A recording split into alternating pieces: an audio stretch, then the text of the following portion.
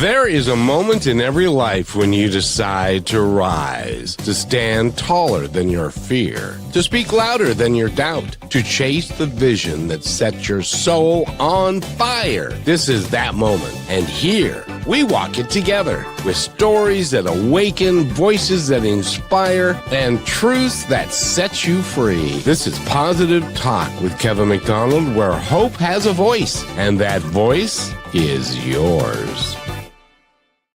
And welcome to Positive Talk, everybody. My name, of course, as you know, or if you don't, you will now. My name is Kevin McDonald, and Rochelle is right there. And Rochelle, how are you today? You look fabulous in your mountainscape.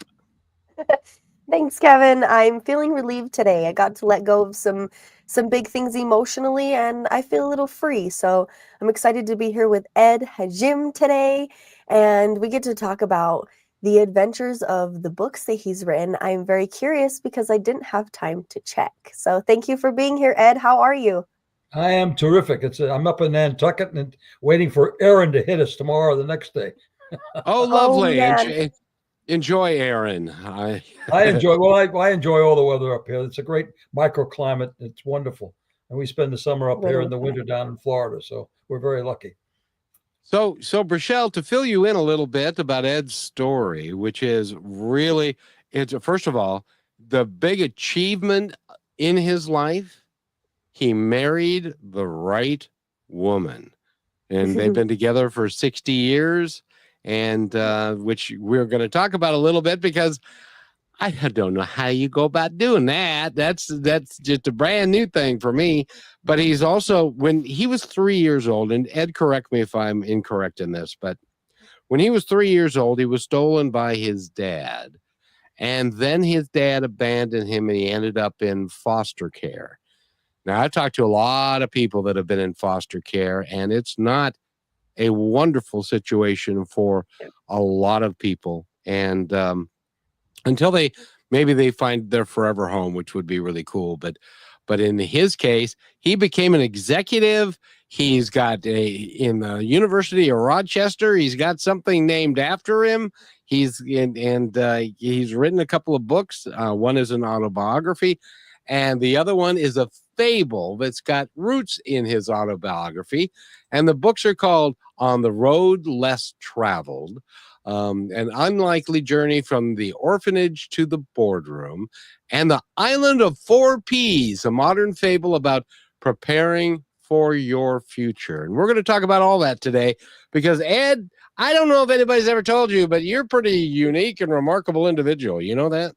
Oh, I'm just a very lucky individual. And every day I get up and try to do something, to help the world a little bit. And I've got a chance to do many different things. I break life into 4 parts: self, family, work, and community. Community is giving back. And I had, difficulty with self as a young person. I built a family. I did a decent job at work, made my mark and made a living. And now I got a chance to really give back. And giving back has given me enormous satisfaction. And right across the board. In fact, up in Rochester, they actually have a statue of me. I'm the only person in my neighborhood that has a statue. So I'm very lucky. Well, you need to take a picture of that and just spread it around, because that is a really remarkable story, because and like I said, we've talked to a lot of people that are in foster care, and a lot of times it doesn't end up well. 25% get a high school education, and a lot of them end up incarcerated because they don't have a good foundation. What was it about your experience in foster care that gave you that foundation, that belief in yourself that you could do almost anything, which you have done? I've struggled with that because that's the question that everybody asks. How do you go from the orphanage to the boardroom in 50 years? As I arrived at the University of Rochester in a black leather jacket with nothing more than a scholarship. And 50 years later, I was the chairman of the board of trustees, and I gave the largest gift in the 150-year history of the university. And it's not a small place. It's a $4 or $5 billion budget and the 5th largest employer in New York State. The 3 things that I've come up with, and it took a lot of digging. One, first of all, my father, who did kidnap me when I was 3, my mother, he got divorced at 3. She took me to St. Louis. He arrived in St. Louis. On the front of my book, you'll see a picture of a roadster. He drove me, instead of taking me to the movies or to a park, he took me back to Los Angeles, told me my mother had passed away and I would never see her again. You have to read the book to find out what really happened. But anyway, and over the next 15 years, he abandoned me 4 times. But he would write me and talk to me and telephone me and cable me that I was the greatest. He gave me unconditional love, even though he abandoned me. And in the book, you'll see he abandoned me, went into the service in 1941. He came back to the service. Then he went back to sea. I went into an orphanage. And then in the orphanage, he actually disappeared when I was 15. So it's a tough situation. But he never gave up telling me that I was the greatest, and he gave me unconditional love. In fact, when I was 10 years old, you'll see in the book that I wrote to him that I'm really not a perfect boy. I'm not a really good boy. Sometimes I'm bad. He never believed that I was a bad boy. That was number 1. Number 2, although the foster homes varied from cold and abusive, the first one was terrible. They basically were Catholics, and we weren't Catholic, but they put me in Catholic schools, and the nuns made it very clear to me that there was 2 things in life. You either did the right things, you ended up in the right place. You did the wrong things, you ended up in the other place. So I got that breeding for about 5 or 6 years between ages 5 and 10. And that's one thing. And then the third thing that sort of came to mind as I look back why I was, why I had the goals I had. One Saturday in my era, we would go to the movies. And in the movies, there were heroes there that always did the right things. So those were the 3 things that, that drove me to some extent to say that I can get there. And then I was also a little bit of a gambler. I always took risks when I was a youngster. Fact is, my report card said, Eddie seems to be a bright boy, but he's too mischievous for us to tell. All my life I've done that. I remember I was an engineer and I was making decent money. I took all the money I had in the world and I bet it and went back to graduate school for business, which my father disagreed with violently. And that changed my life again. So I was a little bit of a gambler all my life, and it's willing to take risk and be willing to fail. I have 3 tenets which I give people. Anything is possible, and I've proven that because given my background. Second thing is education is a solution to everything. These kids that end up being incarcerated and so forth, they just don't get a chance to learn anything. And I'm in a couple of projects of sending one of my articles that I wrote is you don't have to go to college to be successful. I'm involved in a lot of what they call vocational, which I call professional education. And the third secret is never be a victim. Because being a victim, hating things, hating people, hating organizations, uses an enormous amount of energy. You should take that energy whenever you get into that situation and ask the question, what's next? And that's hard enough. Use that energy to find out what's next. And I've had some pretty bad tumbles in my life after getting out of orphanages and foster homes. But I've always asked myself that question and taken that energy and worked on what's next. So if you get these kids to do that, then they got a chance. But it's not an easy road. And I understand that. And one of my crusades is to go and talk to foster kids and try to convince them that if they get to a certain point in their life, they have an advantage over their peers. Because if you go through difficulties, early disadvantage is an advantage. Think about me now, being in 18 different places before I was 18 years old. What did I gain? I gained adaptability. In fact, being in 5 Catholic schoolyards over a 5-year period taught me how to adapt to almost any situation. You also gain perseverance and you gain resilience because you overcome this. And then finally, doing that for, as a child, you end up with somebody on your shoulder that says, you can do it. You can get through it. So those are the things that it's not an adequate answer because I'm really not sure how I made it and so many other people didn't. But those are the things that seem to resonate with me. The first one is you got to have somebody that believes you. And my father did believe in me. Although later on in life, we had a real falling out because he really didn't want me to leave the Navy when I was a naval officer. He didn't want me to leave engineering when I was an engineering officer. He didn't like the woman I married. So, we were not totally estranged. But while I was a child, he was unconditional in his love and he was unconditional in the fact that I would be successful. Rochelle? I am amazed, Ed, on how you have not said one of these things that have happened to you in a victim standpoint. You have not mentioned it as to maybe this hasn't happened to anybody else. And you see it from a positive perspective, how me and Kevin tend to mention things happen for you. You just have to see it. And also how powerful it is that, yes, you could have looked at your dad in this view of, oh, he abandoned me and he this and that, and his words are just words, but what his actions show, because he did still provide something. And I think it teaches us that in so many different relationships, there's more than one thing we can take from it and more than one way to look at it, rather than to just label it. And you used it as power and as fuel. A lot of us, like, we know we go through horrible things. That is a part of life. But what was the thing, Kevin? Okay, I have to look it up and I have to share this with you, Ed. I'd love to hear what you have to say about this. But we had a guest say that the victim and the warrior go through the same thing. It's on how they handle it that makes the difference. And you didn't look at yourself and say, oh, I'm the only one that has this happening and these things are so horrible. You use that to grow. And it has me thinking about how many people in my family and how many friends that I've had that have ended up in a jail or a rehab center or somewhere. And it really came down to the fact that they just didn't know any better. And the way they were viewed in our perspective was totally wrong. Yeah, absolutely. You said something very, very important. You basically could take the best of almost any relationship. You have to take the best of it. I mean, one of my first ghostwriter, who was brilliant, wanted me to hate my father, and I said, I don't hate my father. I understood what he went through as a person. He lost all. My father's story is even better than mine. He started as an immigrant in 1900. By 1929, he even had an airplane. He had buildings and houses, lost it all. And that created demons, which you don't get over in your lifetime.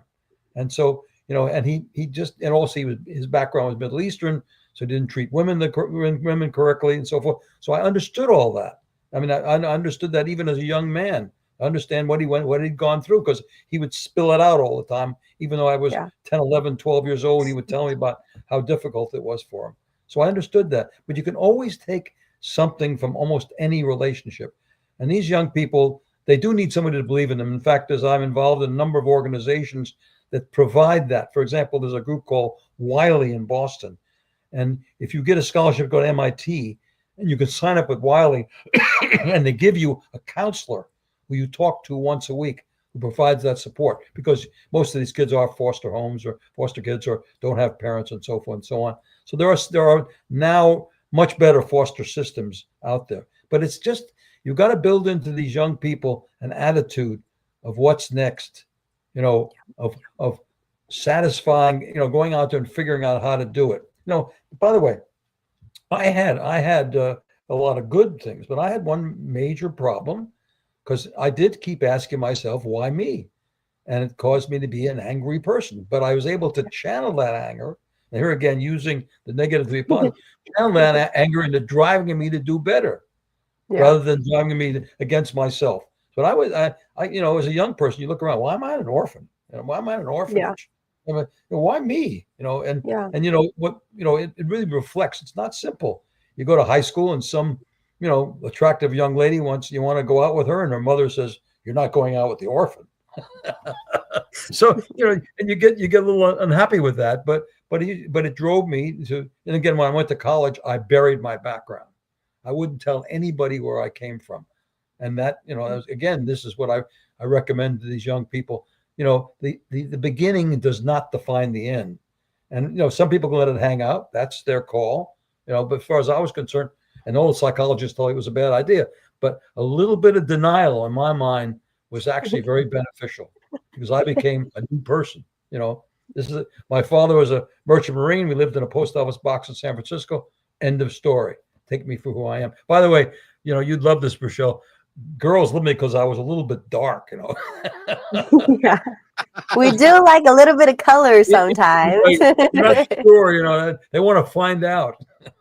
Well, and Etta, I got to ask you, because you went to Catholic schools and were around a bunch of nuns.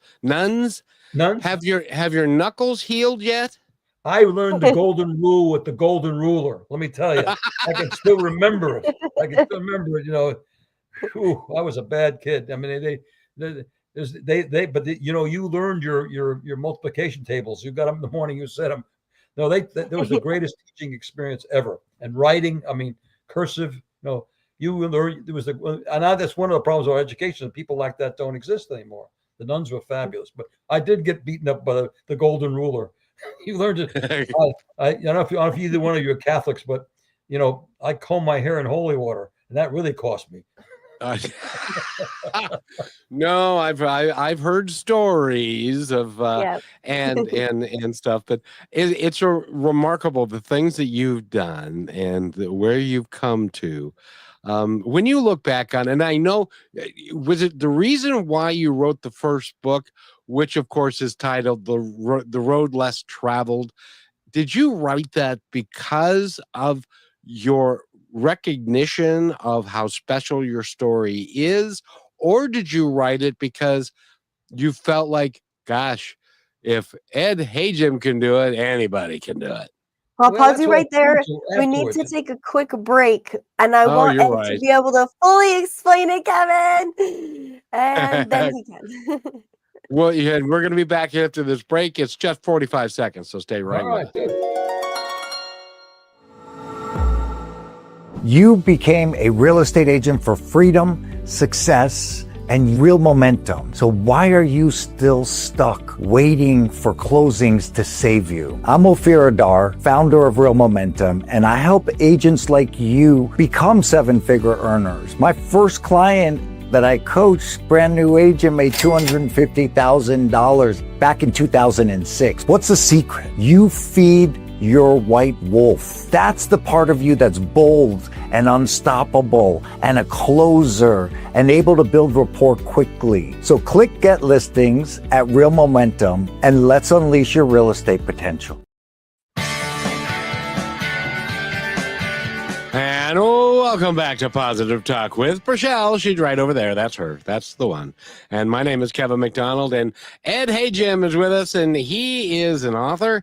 He is an philanthropist.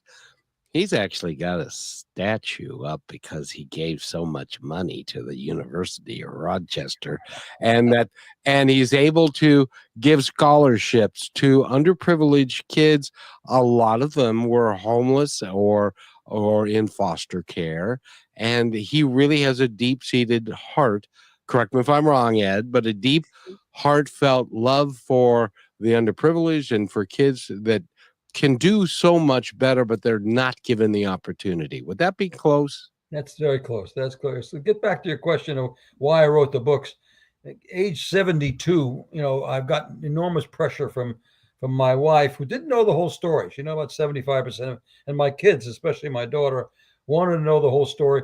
And I became the chairman of the board of trustees at the University of Rochester, and I was willing to give this gift, and I was willing to give it, quietly and so forth. No, we can't do that because, we want to use your background as. So then I started to write the book. When I started, in fact, I couldn't write my early life. My daughter actually wrote the first draft because it kept welling up in my system. Now I've been at it for 3 or 4 years. It's not too bad.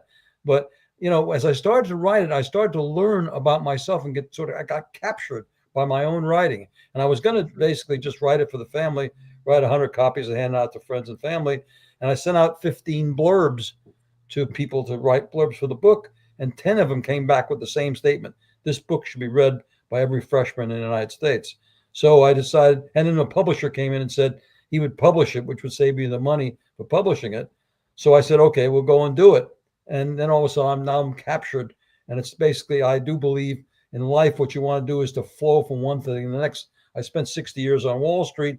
And now I go back and look at my educational background. I was chairman of the board of trustees of a couple of different schools. And this basically is the next life for me, given my age and so forth. So it fit all together. But that's why I wrote it. It was really pressure from the family, from the school. And then in Horatio Alger, of course, in order to become an Horatio Alger person, you had to disclose your background completely. And they came in and dug into it. So I figured, okay, let's do a book. And the book came out about 5 years after I started. So I got the Horatio Alger Scholarship and Horatio Alger Award, and also was the chairman of the board of trustees. So it sort of was, and I do believe what I call flow. There's a time for everything. There was a time for me to do this. It was not bragging anymore. That was all over.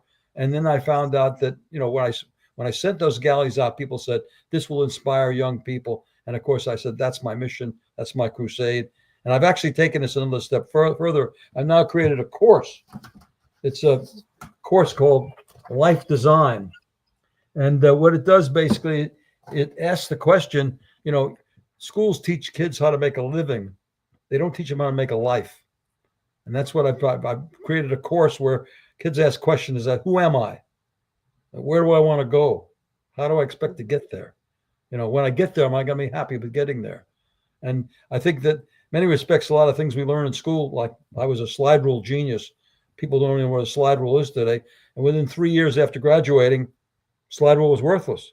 But this life design, if you do it correctly, you can carry through your entire life, especially if you write it in pencil. Make sure you erase it a number of times. Well, Ed and Rochelle, it's like, one of the things that I'm finding out about Ed is that he's led a bit of a charmed life. And I think it has to do with his attitude, because there are authors, Ed, in our audience that are going, wait a minute. You had a publicist come to you because they wanted. I sent out 400 letters to people and stuff and got rejected all the time. And you had a guy come to you and say, I want to publish your book. That's a very rare occurrence. And I know you recognize that. No, I do. But I also found out that I don't know what really a publisher does, because they only publish. I had to hire a publicist in order to find people like you. I said, don't you market my book? He said, oh, no, we just publish it. I said, okay, that's good. So I learned a little about the book business. And by the book business is the worst business in the world. I lose about $10 per book. And the more I sell, the more I lose. Rochelle? Yeah, I honor you, Ed, for being able to not only go through these things, but try to pass it on, because in a world where it's like, oh, well, you could make like Kevin said, it's all about your perspective on things. And I think this is a huge message for anybody, no matter where they're at and where they're going through, what age or whatever it is. Because even still now, you could be like, well, I went through all this. I've done my work and I've learned, and I'm just going to kind of keep to myself, and I'm going to have more experiences, and I don't really understand this new world. So I'm just going to let it be. It's not like how it used to be. But you're not doing that. You're like, okay, well, I've been through this and I've done this. What can I now continue to do that's leaving something behind for people that didn't have what I had when I was younger? And Ed, that's kind of how I am. It's hard. I want to talk to you about discipline, because having discipline with yourself is probably one of the hardest things possible, especially when you come from a background like that. So you understand what it's like, but also you want to help people, and you want to change their world and their understanding and provide that knowledge, but also not pushing it or forcing it onto somebody. You've used it in a way to maneuver your growth and helping other people, but also having discipline in yourself to know, to trust that where you were at is where you were supposed to be in that moment, no matter what a single person in your life may have come to you and said, Ed, don't do that. You're crazy. And you still did it anyway and turned out successful. Well, discipline's a magic word, and it almost carries through almost everything anybody does. In fact, I just got a shoulder replacement about four weeks ago, and the discipline is making sure every day I do a series of 5 or 6 exercises, and then therefore, people can't believe I'm out of a sling in 4 weeks. But I started with the discipline, day one, doing the physical therapy. Discipline, and even friends of mine know how to write a book. I decided the first book that I wrote. Every Saturday, starting at 7 o'clock in the morning, right after breakfast, I spent 3 or 4 hours on the book, and it got to be a habit. And I do believe that's one thing that people have to do. You have to develop habits, study habits, personal habits. Brush your teeth every morning, that sort of thing. But if you want to get anything done, you got to set aside a particular particular chunk of time to do it. Yep. And Ed, I gotta tell you, discipline is the right word for you, because you just said something that I'm not sure that a lot of people follow. At 7 o'clock in the morning on a Saturday morning after breakfast, which meant you got up at 6 or so and had breakfast and stuff, and then you would sit down and start writing on Saturday when most people are still hungover from Friday. So Right. you Like, well, there was a time when I was hungover on Saturday during college. I did my thing, but later on in life, I found it just picking points in time, periods of time, spending an X amount of time on meditation or writing or whatever it is. You have to capture that little bit of time and do it. And that's the only way to get it done. And it took me 2 or 3 years to write the first book. It really did. It's a real putting you, first of all, you have a thought, you put it down on paper, and then you say, when someone reads it, are they getting the thought? And then sometimes yes, and sometimes no. Also, you got to clarify what are facts and what do you remember. And that's really another whole process. It took almost 3 years. And I actually am working on a third manuscript right now, but it took me 10 years to write 2 of them or 3 of them, but the third one's still in process. So, well, and Ed, this is very instructive for some of our older listeners, because you're, as Rocky's or Sylvester Stallone said, you're not as young as springtime no more, but you're still doing the work. You're still up every day. You're still working at it. You're not just looking at your life as being anywhere near over. And there are lots. I live in a 55 plus community, and there are people that stay in their little home and they just do nothing all day because they don't feel like they can. And you could be very instructive. And I hope that you get the word out about your life ain't over. Like there's so much you can do today. I mean, it's unbelievable. No matter whether even if you have no very small means, you can do so much. There's so much to be done in America, and especially in America, where there's so many opportunities. And for older people, by the way, also the older people ought to read the books on longevity. The key to longevity, diet and exercise are down. Number 3, number 4. Number 1 is having something to do every morning, which is meaningful. Number 2 is relationships. And those are the really 2 most important. They've correlated. There's a book, the 900-page book written by the researchers at Harvard, started back in 1938. They took 2 groups of people and they studied them. That finding something to do, having a reason for existence, allows you to live a very long life. In fact, that's what stimulates it, keeps you alive. And I think what's happened to me now with this whole thing, it's starting to expand. Besides the course, I'm in eight schools now, and one school, a couple of them are required courses. One of them has 155 students in it and 11 different sections.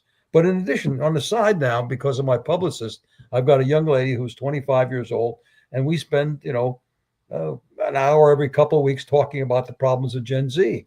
And what do I know about the problems of Gen Z? I don't know. But the last time we gave a little talk, 33,000 people listened to it. So, so this is a whole new life for me. And, I have a friend that goes from, these nursing homes to nursing homes. And one of the things you can do is to each one of these people, but everybody's got a story, write it and you'll have fun with it, and it's important to write because the only definite form of communication is writing. Thinking is fuzzy, talking is a little fuzzy, but when you get older people to write down and tell their stories, be surprised how interesting they are. But you're right. Some people don't cash in and say, I've done enough. But my contention is that between community, which is giving back, and all the capabilities you have today with, for example, if in the old days to have an interview like this, I had to fly to Seattle. Now you and I sit here and talk together, and we can communicate and kick things around, and it's really fun. I mean, it's really an interesting experience, and older people can do that, and they can. There's no 2 ways about it. Ed, and one of the sad things, and I hope everybody will look at this. I had a program that I called Family Legacies years ago, and I would go and interview people that were older in nursing homes, assisted living, and almost all of them said, my life isn't important. My story has no value. And I got some of the coolest stories from people and they didn't even think how valuable these stories are, but their kids did. And then he said, you have got to interview my dad because now they've got this CD of him telling his story in his own voice. And that is just, there's nothing like it. Nothing like it. Nothing like it. Nothing like it. It was the coolest thing.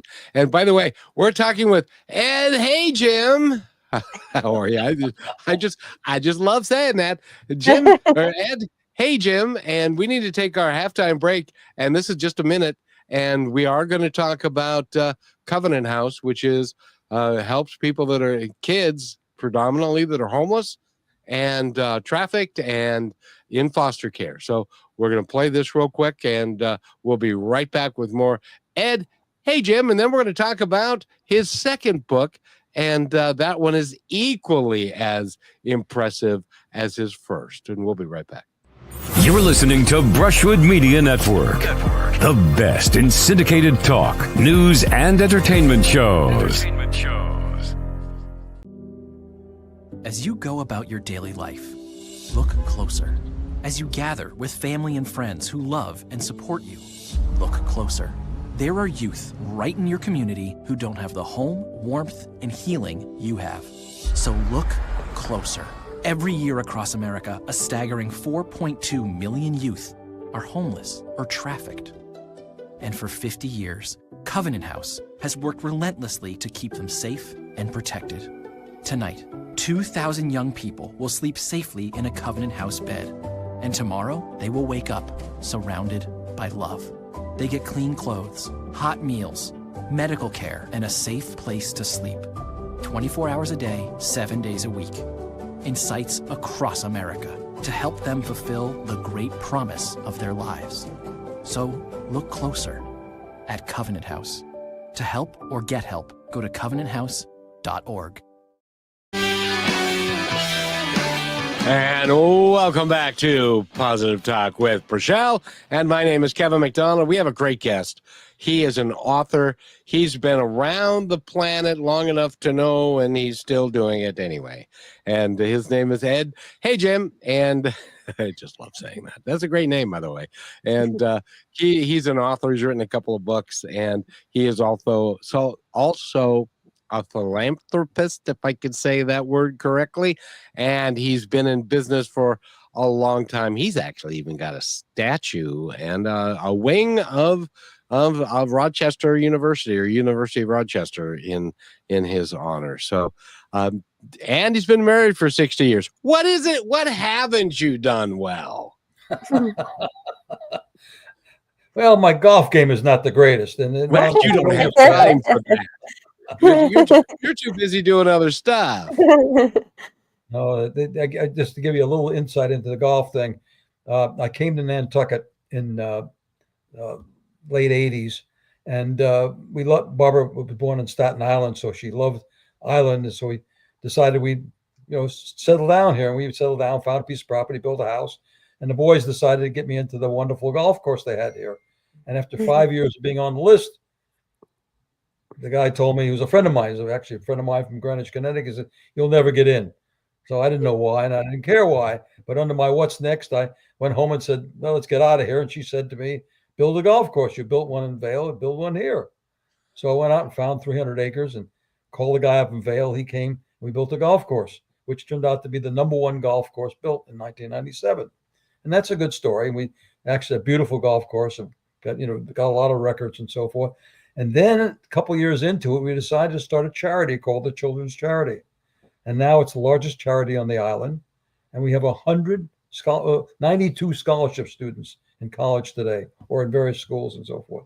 And we now, every year we give out, we satisfy about 90 charities, and we give out 20 to 25 scholarships. So, this is the kind of thing that people should do. And again, lucky. I mean, if they would accept him in that golf course, I never would have built a golf course. I would never have this wonderful charity.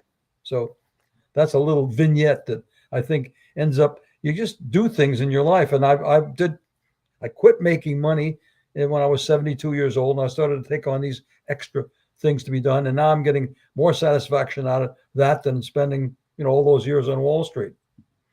Rochelle, Ed has said several times during the course of this interview that he's lucky. I don't think luck has anything to do with it. What do you think, Rochelle? No, not at all, Ed.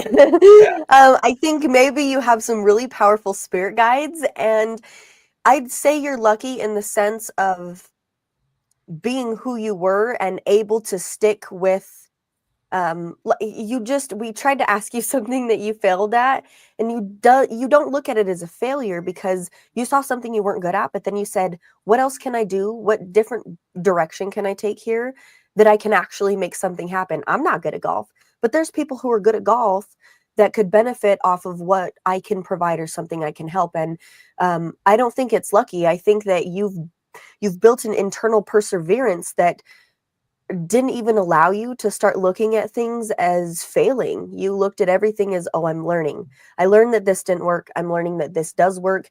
And what that does is opens up a space for the universe to put those things in front of you because you're not blocked. It's like, oh, okay, well, Jim's open to that. And we showed him what was here.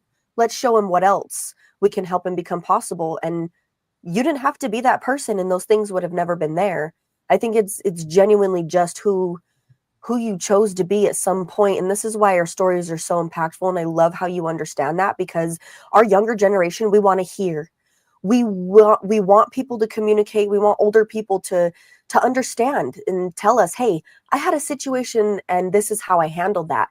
Whether it had a good or bad impact and how they took that, it still taught them something. There's so much for us to learn through people's stories. Whether they think they matter or not, it could change somebody's entire life, right? To send a message, I sent a message, and my middle son said it better than anybody else. He said, there's only two things that happen when you do something. One is success, and the other is a learning experience. And that's really true. There's no failure.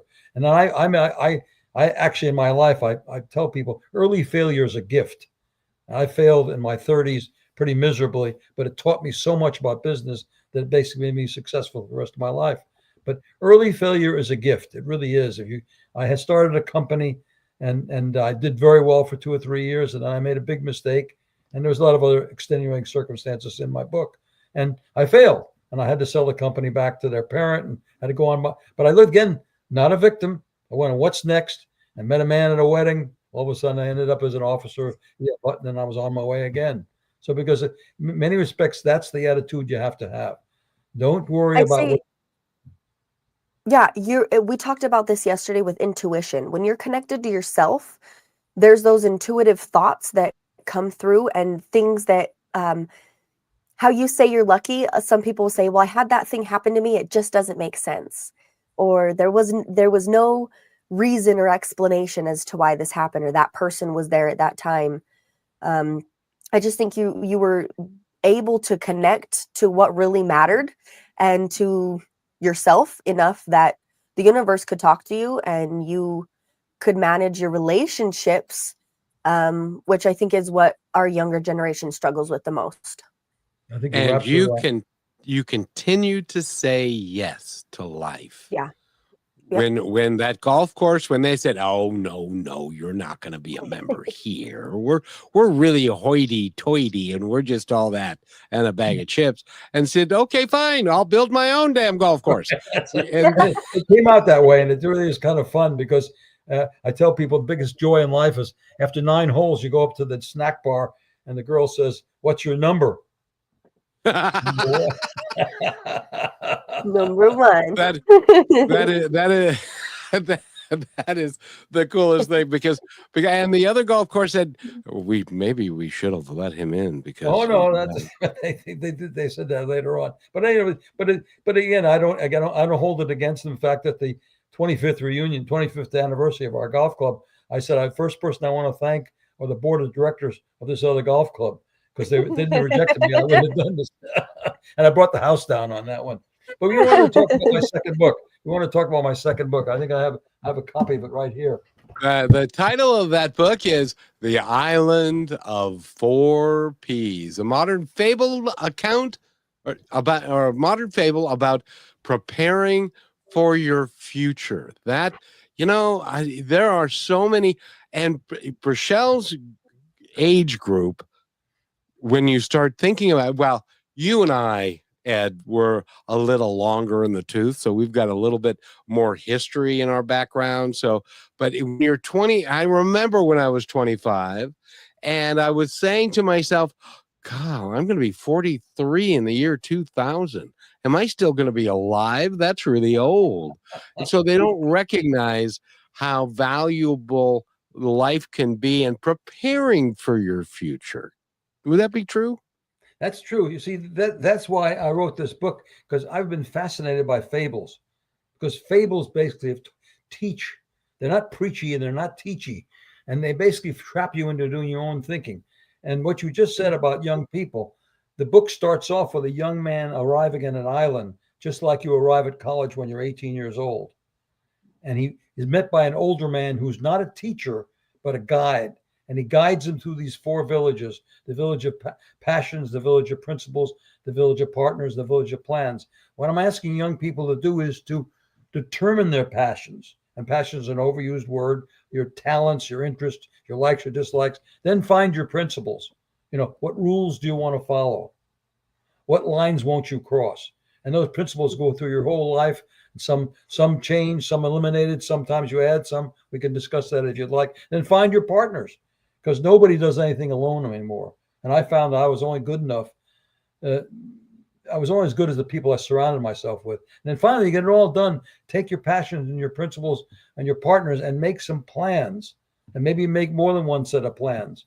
That's what I think in my course. So I force young people into having a couple of life scenarios, because people like yourself, Rochelle, you're going to live to over 100. You're going to have a couple. I mean, I've had a couple of lives, but you may have many lives, because things are going to change in your life.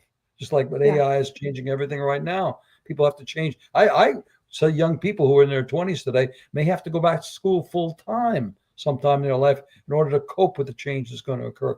But this book says to people, when you're 18 years old, think about the concept of who you are. Think about who you are. When you're 18 years old, you're basically a combination of your genes and your environment. Your mother, your father, your sister, your neighborhood, your school. You have no control over that. You have no control over who you are. But somewhere in that 16 to 20 years old, you also wake up one morning and say, geez, this is who I am. Now, these are the parts of me I'd like to keep and really improve, maybe. These are the parts of me maybe I'd like to eliminate and get rid of, and these are the parts of me I want to add. So that idea that this fellow landing on it, that he's dropped off by a navigator and a captain, mom and dad. And in my case, I didn't have that, but he's dropped off by these people, and they pull the boat away, and he's there by himself, or she. And later on, there's a young lady in the book as well, Thalia. And this guide takes him and forces him basically to answer some of these questions. And I think the fact that it's a fable, and it can, you can listen to it in 2.5 hours.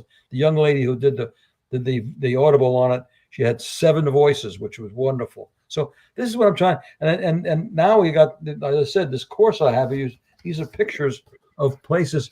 This is a place called NJ Pack in New Jersey. They put in a required course. There's pictures of Hobart, William Smith, with making a required course. College University of Rochester has it. Horatio Alger has it. I'm actually talking to some really big institutions now, like SUNY and so forth. So I'm finding that freshman year, this is a key time to decide these kinds of things. So during the 4-year period, you can test. And I'm a perfect example of that. I wanted to be a physicist. And so my sophomore year, I took advanced physics. And I got into the class. I looked around and said, these aren't my people. No, they were more serious than I was. They wanted to spend more time on physics than I was willing to spend. And I realized that wasn't for me. But if I didn't test that out, because the word physics sounded so exciting and so forth. And I have other examples that if you'd like, but I'd like to stop then and let you guys chit chat a bit, because my daughter says that, Dad, one of your problems is, and she worked for TED Talks. She said, you always answer the question too long. So I'm going to stop. No, you're good. This explanation is so important. And this show is about you, Ed. We want you to talk and express it in all angles. And what you just said is so important, because you're not focused on helping people figure out what they're going to do. I think they put that perspective in our head very young, as you got to choose something you want to do and then you settle with it and you do it forever. They're not teaching us to figure out who we are. And like you mentioned, adapting every time we change. And I was telling Kevin this morning, I'm going through another version of change within myself. And people around me are not dealing with it very well. And it's just because they don't understand. But we're supposed to change. We don't always have to stay the same forever, and decide that so early on. No, you're so right. Not that you have to change. Yeah. If you don't change in today's world, you're in trouble. Yep. If I stuck with the slide rule, I'd be dead. I went to the computer, and now you can't even use the computer. You don't need a calculator. You just ask Claude or Proximity. What's 4 times 3 times 7 times 433, and they give you the answer. So And I wake up every morning and I ask my phone, "Hey Siri, what's the temperature outside?" I don't even have to go outside.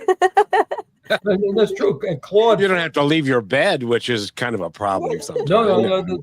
Well, that's one of the problems. People argue that. I still think people should go to the office, because one of the learning experiences is belly to belly experiences, watching people who've been there, done that. I really believe in that. It's an old guild concept of, watching the craftsman do his thing. But even in Wall Street, following around. I worked for a man named Pete Peterson, who's very well known. Just following him around and watching his body language was a lesson in itself. So, and watching how and listening to how he talked and so on was very important. So I still think that some of this Zoom stuff is not too good, but it's wonderful. You do expand your capability, and you get a chance to meet a lot of different people that you wouldn't have met otherwise, like you two.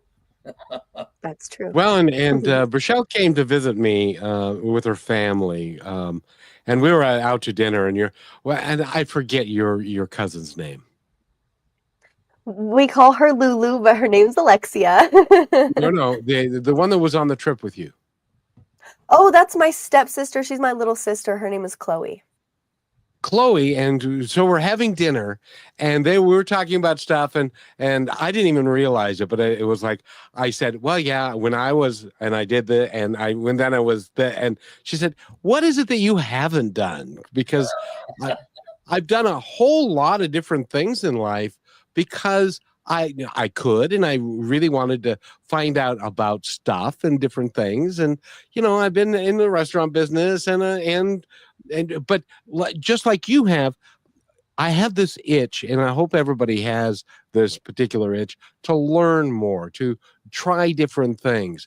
Everything that you learn will become useful for you at one point in your life. Do you agree with that? Oh, and I tell young people, never waste the summer. Find something you want to do and do it. I mean, at one point in my life, I thought I might like big projects, dams and electrical plants and so forth. So I hitchhiked up to the St. Lawrence Seaway, which I hope you know what that is. It's an old project. They were just building it then, and they were pouring cement from 200 feet and so forth. And I thought this was great. And I talked the guy into hiring me. And then in the afternoon, we in a blasting group of people who were doing some blasting and so forth. It was fascinating. And I said, yeah, this is a great thing. This is something I want to do. Then all of a sudden I looked around. I noticed the people that work there live in trailers for 10 years. And by the way, St. Lawrence Seaway was a good place, even though it was in the boondocks. You ended up in the hills of Pakistan or the jungles of Venezuela for 10 years, building a dam or something. I realized that although the work was interesting, the concept of how you work was not. So therefore I was able to discard that. I mean, all through your life, exactly what you said. Try something out. Put that hat on and find out what it feels like Monday morning. Don't trust the what I call the moniker. And I got out of business school. You could have been an investment banker or an analyst. And everybody wanted to be investment bankers. Well, in those days, investment bankers spent 4 or 5 or 6 years following somebody around, living in a room where you worked all night to produce some numbers for somebody. An analyst, after 3 months, you're on the road, talking to companies. And so, remember some guy on Wall Street saying, you can't be an analyst. They're gophers. Investment bankers are eagles. I said, well, gopher is flying from place to place, and an eagle is in this room waiting for someone to ask him for a bunch of numbers. And it was a terrible experience. So I became an analyst, and it was a great experience. And later on in life, I became a partner of a major Wall Street firm, and they just put a sign on my head, you're a banker. I didn't have to go through all that stuff down there. So the names you put on things like physicist and, engineer, there's another whole experience. Engineer, there's a whole spectrum of engineering. When I got out of the Navy, I sent out 40 resumes. It was a bad year, 61. And I got I wanted to live in San Francisco. So I had a beautiful girlfriend, kind of looked like you, Michelle. She had long black hair, she was gorgeous. But I couldn't get a job in San Francisco, so I ended up the two offers, one in Lexington, Kentucky, to be an assistant plant manager, and the other one was in Wilmington, Delaware, to work on a new product called plastics. I went into plastics 5 years before Dustin Hoffman, and it was a great experience. Totally different than being a plant manager and having to work, around shifts, all watching the plant operate. This way, I was dealing with salesmen, talking about making a new product. They said to me, it's got to be wider, it's got to be stronger, it's got to be this, got to be that. I had patent applications, and I had lots of fun doing that. Much more than being plant manager, but both of them were engineers. So that's why I say, young people, go out and test something out. Find out what you want to do. Don't waste the summer. I'm willing to bet that your children, you have 3 of them, and they love the story of your life and all the things that you've done, and they've taken it upon themselves to kind of emulate that and to do their own thing and to be positive and to not settle. Would that be true? It's true. The oldest one's a total renegade. He got his master's degree in film. He went to Hawaii on his honeymoon and stayed there. Ended up being a tropical farmer and a filmmaker. He's now in making a film in the Philippines. He's a scuba diver and underwater photographer. My second one went to Denver. It's a disaster as far as family concerned. You don't see as much as you'd like to. Second went to Denver, got a master's degree in architecture, and has built almost everything you can build possible. He's made a small transition because he thinks the real estate market's kind of bad. So about a year or two ago, he decided to get into Bitcoin. Now he's a Bitcoin maven, and he knows more about that. And he says, I made more money in Bitcoin than I did in the last 25 years as an architect. And my daughter was, went to Harvard Business School and worked on Wall Street for a while, then worked for Fortune. And she came back to Wall Street. She woke up one morning and said, I don't want to make money for rich people. And so she went to work for TED Talks, bringing ideas, forward. And she loves that. So you're right. They're all entrepreneurs, and they all have taken on the world and done what they wanted to do. So it's been, it's exciting and it's fun. They're all in their 50s now. And actually my oldest will be 60. So they're all getting along. How does it feel having a son who's 60 years old? It really feels terrible. You don't know how old I really am. I mean, I'm in that. I got an idea that there's an 8 in there somewhere. I'm changing the big number next year. I figured as much. When you turn 81, Ed, I just did this. My step grandma, we were celebrating her birthday, and she's like, I've made it this far. I'm already 80. She's like, 81 is just, I told her, what, are you kidding me? You're 18 again. You get to start all over. And she said, don't say that. No, there's certain things you don't want to do again. Yeah. And I understand that, but I want you to give our audience some advice based off of one thing that doesn't happen depending on your age or status or anything. It can happen at any point in your life, but similar things happened to me when I was growing up. Is people knew Burchelle, she couldn't keep a job. Oh, well, she's only been here for 4 months, there for 6 months, there for a year, here and there, and it was a joke. Because like, are you going to ever stay anywhere for a year? And I'm going on 2 years with Kevin. Why? Because I've gotten experience and tried so many things. The knowledge I obtained is way better for me and was way more benefiting than if I listened to everybody else, went to a college, wasted a bunch of money, tried to force myself to do something I didn't want to do, rather than to just take the experience. And I worked at a pizza place, and I sold cars, and I worked at a tanning salon, and I worked in shoes, and I literally did everything. And I'm thankful for being that person and not trying to settle into one thing, because that's what kind of got me here, and it all happened for that reason. And I think a lot of us are told, well, you need to find what's for you. And then we try to figure out, okay, 2 or 3 things. This is what I'm going to do for the rest of my life. If you had any advice for someone who came to you and said, people want me to put borders around myself, but I want experience and I want to be more open to growth and change, what would you tell them to kind of frame their mind so that they could remember that and take it with them to move forward in all decisions of life? Here's where we differ a little bit. First of all, in my course, I recommend strongly that people build three life scenarios, three different paths. Right. But on the Yeah. other hand, I think each person is unique. Some people could handle what you've just gone through, and it's really good for them. Other Mhm. people need to go to a place.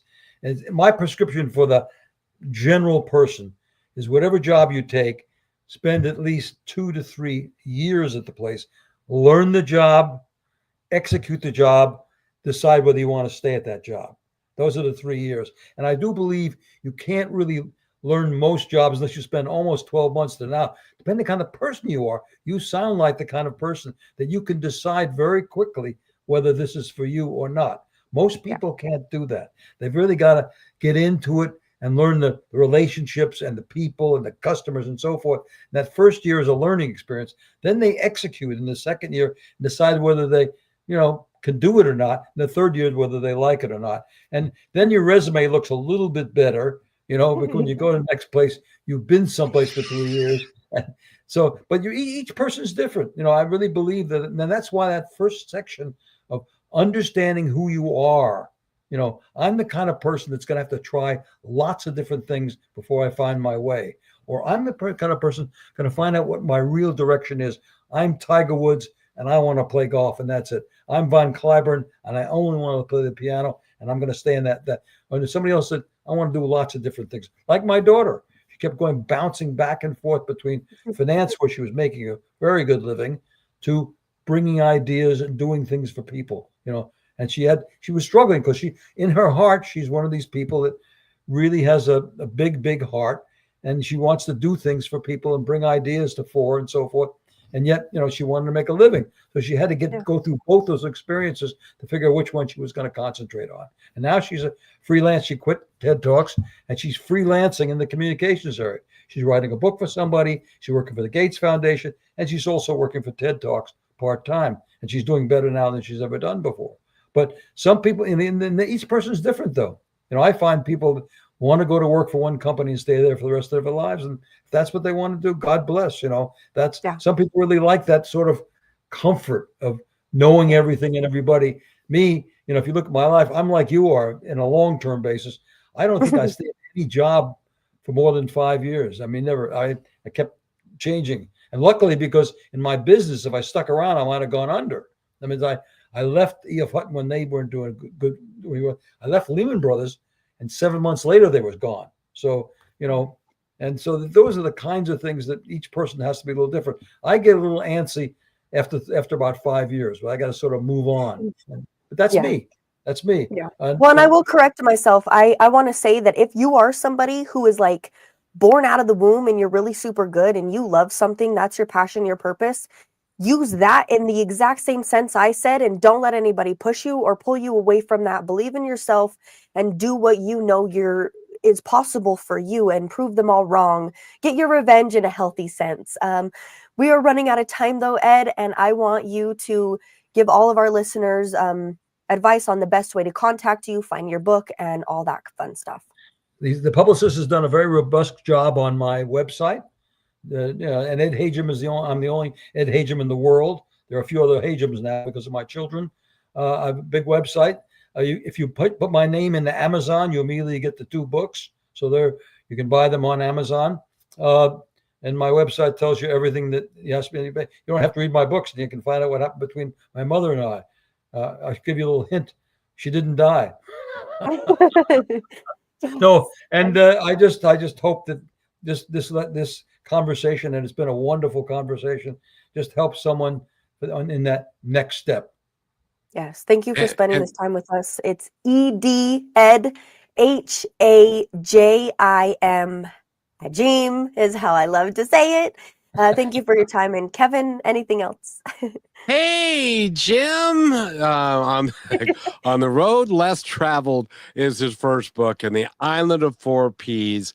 And I just want to say that in The Island of 4 Ps, the young man had a mentor.